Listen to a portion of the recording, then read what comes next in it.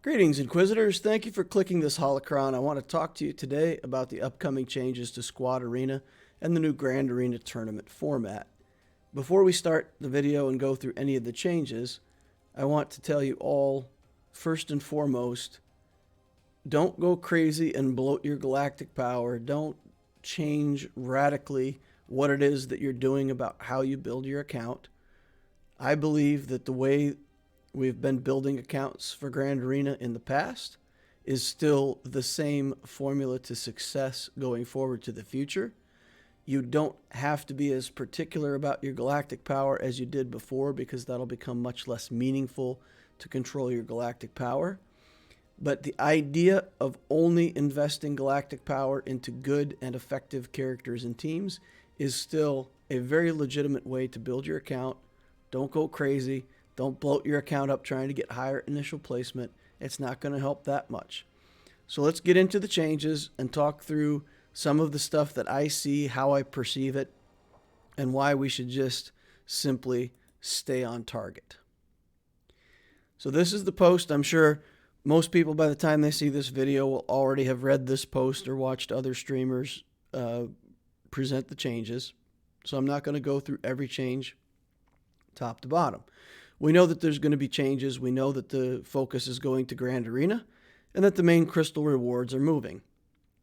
In matchmaking, let's discuss how the system works. Grand Arena will now use a more traditional ladder skill based on skill rating. Your progress is detached from your GP and you'll climb the ladder. Each season will still last 4 weeks, but players will move between leagues at the end of each season, and division changes can occur after each event. That's an important distinction, and we're going to go down to the timeline and we're going to watch how that works. Here with this little blue bar, you see event 1, that's a week. At the end of the week, it's going to update your placement within the division. Each week, it will do the same thing, and then at the end of the season, it can potentially update your league, okay? And they have changed up the terminology a little bit, so leagues are now carbonite, bronzium, chromium, rhodium, kyber are the leagues, and the divisions are 1 through 5 within each league. So let's say your initial placement is in bronzium and you do fantastic. You will finish the whole season in bronzium, and it's not until the end of the season that you risk the move up to chromium. I say risk because I think we're going to have to be careful about how far we advance. If you're not ready to go to chromium and have 4 fleets ready to go, that's going to be a problem. Upon entering the GAC, players will get a starting skill rating based on their galactic power. That's fine. Initial seeding of league and division is based upon the skill rating. After that point, skill rating will be updated through wins and losses during a Grand Arena. Now, many people have speculated that this is simply a static number based on whether you win or lose. There is not going to be very much differentiation at first if that's the way they play it. I can see some reason why you would say that that's the way it would go. But I can also see a system where they say the number of banners that you get in each win or loss counts in some way toward your skill rating, so that people who get smashing victories will have a higher rise in their skill rating than players who don't. If that's the case, then that will allow us to manage our galactic power or manage our skill increase. When we don't want to go crazy with the skill points, we can set a very heavy defense, play very defensively, score less on offense, and try to win without blowing out our skill rating and advancing beyond our means. That could be a way to control how we rise through this system. If it is simply win and loss, then if you win all 3 of your first matchups and you place first in your pod, you will get the commensurate skill level increase. And then if you want to control your rise it'll be more like you win your first 2 matches and throw your third match so that you don't ace that third match and end up in the top. So I still think there's going to be ways to control your rise, to control where you are a little bit within this Grand Arena structure. Depending on how they do the skill rating, we'll have to see. Your skill rating is adjusted and you'll be matched evenly based on skill rating. Players that finish the season in Division 1, the top 10% of the league, are promoted into the next league, and players in Division 5 will move down. So for 80% of all players, you'll play in your division until you graduate from your division. I don't think it's a static thing where once you're in Bronzium, you're going to increase your account, everybody around you is going to increase their account, and you're just going to be glued there in Bronzium forever. Please remember, there will be people up above. There are people with very high galactic power that have poorly built accounts, and they will continue to slide down and down and down until they pass you up and make space for you in the leagues above. 10% of the people move down, 10% of the people move up. If you don't want to be one of the people that move up and you get caught in that 10%, then you either have to be ready for the next layer of Grand Arena, or you really have to throw a few games at the end to keep yourself out of contention, or you simply have to go up and then, potentially place in the bottom 10% and get knocked back down. So you may cycle between, for example, Bronzium and Chromium, where you have the 4 fleet requirement, is the place where I see people could get bounced a little bit at first until they get enough stuff going. But remember, there's a lot of people who have that galactic power who don't have very good fleets.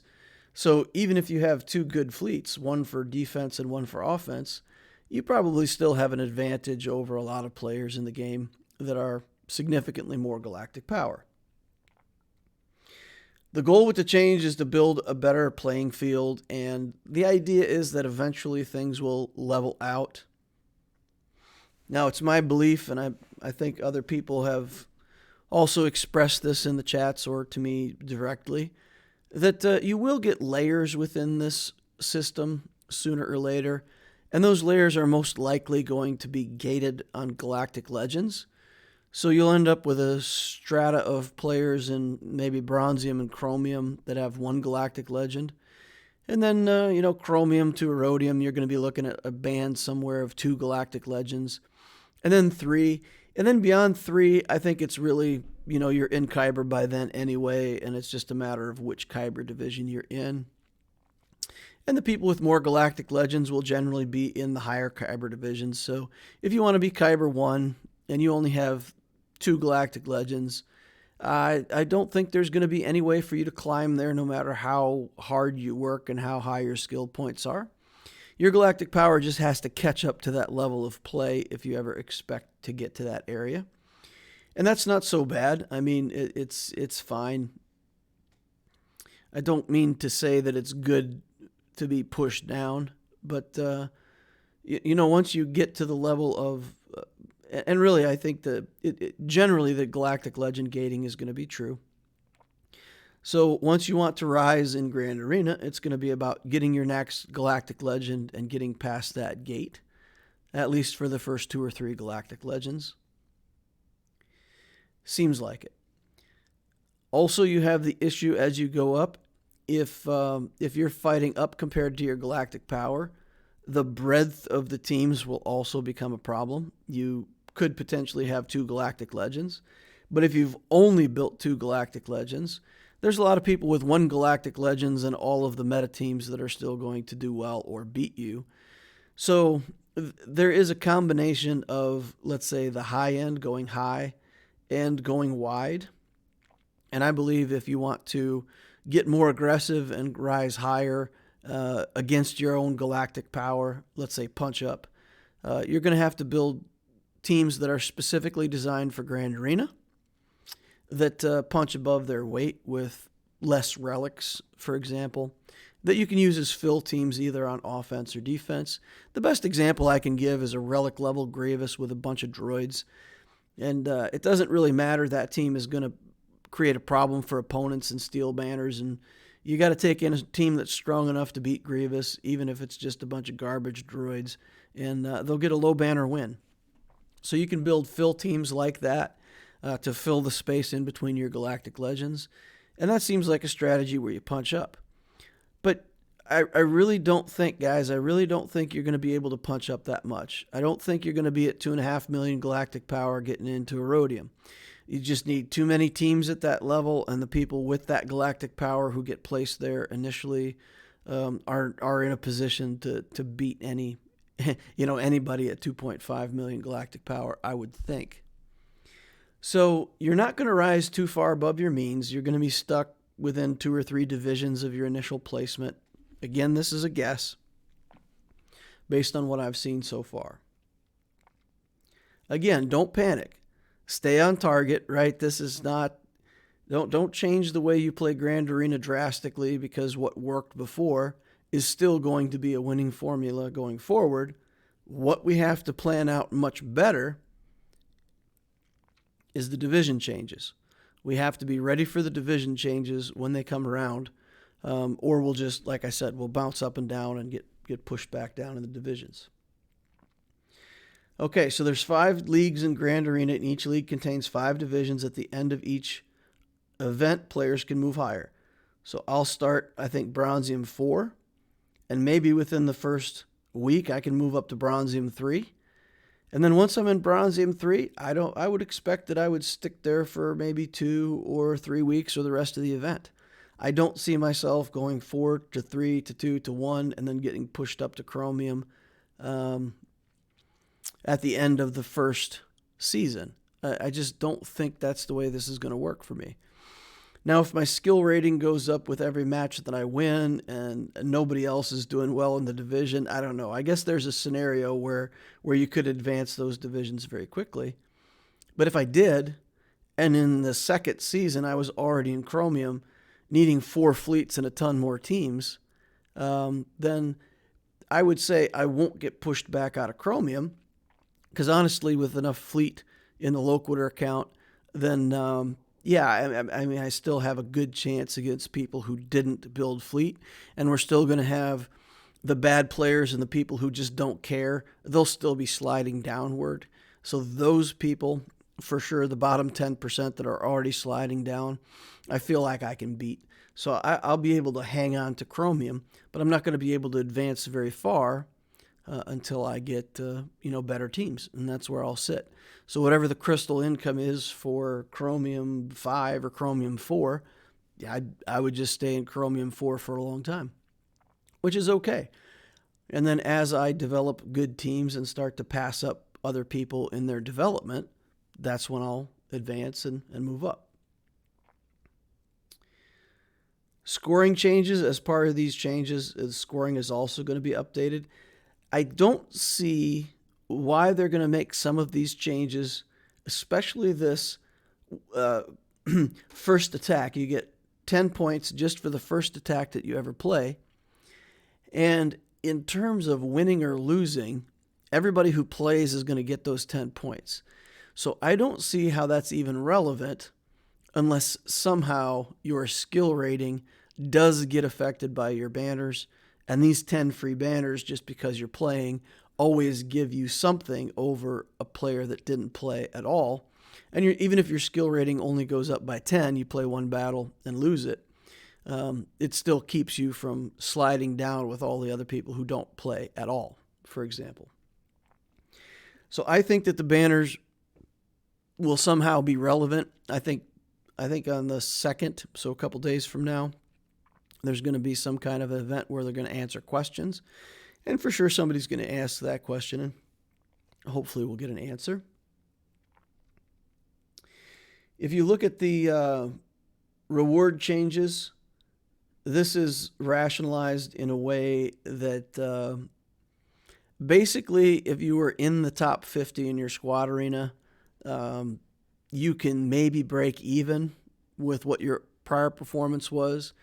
if you were in the top 20 or higher, it's going to be hard to see how you would maintain your crystal income compared to what it was in the past in Squad Arena. However, just remember that if there's, a couple thousand people in your squad, 20 people are losing income and several thousand are gaining income.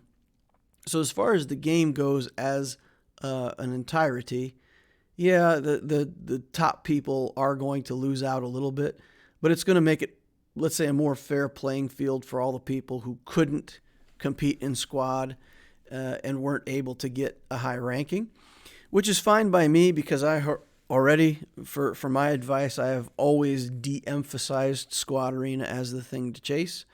Because just about the time you get there, somebody builds the newest content and you start losing again, and it can be very frustrating to chase that. But for the people who were doing that and were rewarded for it, they will no longer be rewarded for it. So it's a mixed blessing. It may reduce the spending for some people in the game for sure, especially at the lower galactic power, let's say 3 million and below. It's going to really de-incentivize some of the spending, which is good for people, probably not good for CG, but I think they accidentally demotivated spending a little bit. The daily rewards, again, with the crystal stuff, it's hard to say how that's all going to work out. So the per round prizing, if we go down here and look, what I was looking at, first place is pretty nice. You get 750 crystals. But I think it's still going to be just fine to place in the top 4. Because if you look at 2 to 4, it's 500 crystals instead of 750. You get a few less tokens, 1 less Zeta, 1 less Omega. And as you go down through the list, they give you 12 of a lot of things for winning. But you still get 8 for 2nd through 4th. So I think winning is nice, but once things start to settle out, I think a lot of people are going to be going for 2-in-1 rounds where they end up in the top 4. I think that's going to be a comfortable place to settle. It's going to give you a pretty good payout in loot. Even 5 through 7 isn't that bad in terms of gear. The crystal drops off quite a bit. The championship tokens drop off quite a bit. And the gear is basically half. So it's not as good for sure. But yeah, I think first place is nice. 2nd through 4th is still rewarding enough that placement there will be just fine. It'll help you get your characters going. End of the season prizing is updated to reflect the changes in leagues and divisions as well. So if you look at credits and tokens, basically that's all you get from moving up levels. So it doesn't seem to me like the prizes per pod are going to change. It doesn't matter if you're in Bronzium or Chromium.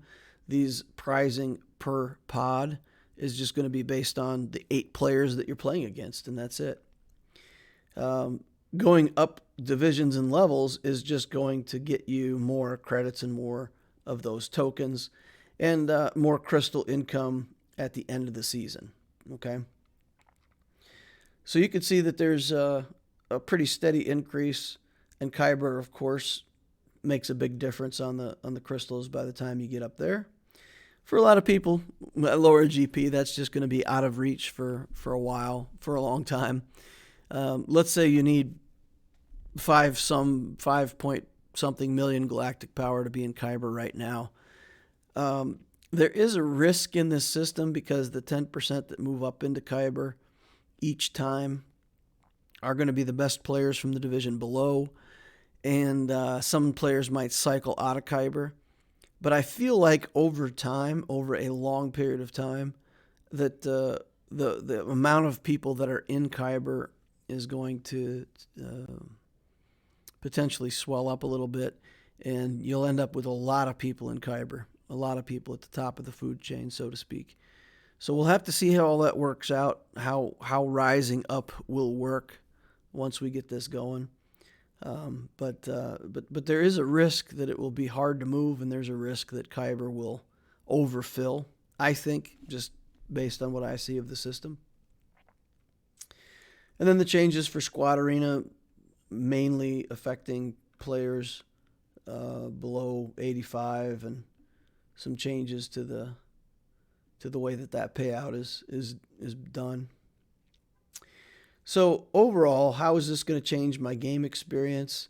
I'm sure there's going to be a lot of questions. At high level, the average player participating in Grand Arena should earn the same amount of crystals.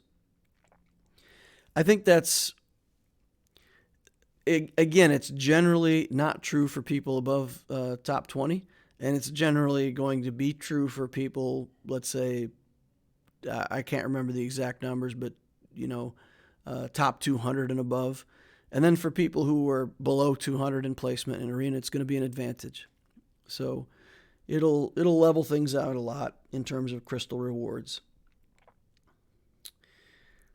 So the summary, I think the big takeaways, especially if you're below Chromium right now, and we'll go take a look at the Galactic Power for Chromium. So to get into Chromium right now, it's 3.4 million as the minimum. So if you're below 3.4 million, you're going to be in Bronzium to start. The 4 fleet thing is really a problem. The number of fleets that you have jumps up to 4. The number of teams that you have to place jumps up. Where is the chart here? Did I go by it, or was it below where I was? Yeah, it was below. So the number of teams jumps up in Bronzium to Chromium. You get 2 more teams that you have to place and 1 more fleet. And that means 4 more teams because it's 2 more defenses and 2 more offenses. So these step changes you're going to have to be ready for. Going to Rhodium isn't going to be that bad from Chromium because the fleet problem is what it is. And if you've already got 4 fleets developed, that's not going to be different going up to a Rhodium. You just need 2 more teams on defense and 2 more on offense. So preparing those, let's say, league changes is the critical step for whether or not you can manage and maintain your step up through the ranks. I still believe that if you build a good account and you build focused teams with good GP that's not wasted on a bunch of teams that you won't use, that in the long run you're going to do better even in this new format. Building some extra teams to have extra stuff to put down, I don't think is going to help you that much. I think it's really going to be based on whether or not you have enough Galactic Legends to pass the Galactic Legend gate, whether or not your fleets are strong enough to hold up against opposing fleets. I feel like this format is very conducive to winning with Galactic Legends and fleet being the key deciding factors. And obviously the Executrix is going to be such a huge advantage in this new format that I feel like the fleet differential just gets extended even more once one player or the other has the Executrix on the field. Hopefully that'll change in the future as we get some new capital ships and some more stuff going on, and there'll be some other ship to challenge the Executrix. But for right now, that's like having a Galactic Legends for ships when there's only 1 GL for ships. So that if you're looking for an advantage in this new format and you want to punch above your weight as fast as you can, then the Executrix should definitely be your next project, because I think there's no project in the game right now that will give you more of an advantage in the new format among all divisions than getting that Executrix. Remember that you do need Beskar Armor Mando and all of the characters to build him and the Razor Crest at 7 stars in order to get that Executrix. So don't get so excited about going on that journey unless you can secure the Razor Crest and the pilot of Beskar Armor Mando successfully. And if you can do that, I mean, it's definitely a huge deal. So again, we'll see more how all this shakes out, but I really recommend, guys, don't panic. Don't throw a whole bunch of extra GP at your account just because you want GP. I believe you're much better off staying at lower GP, getting your initial placement, ensuring that you get some wins in this initial format of the game at your normal galactic power.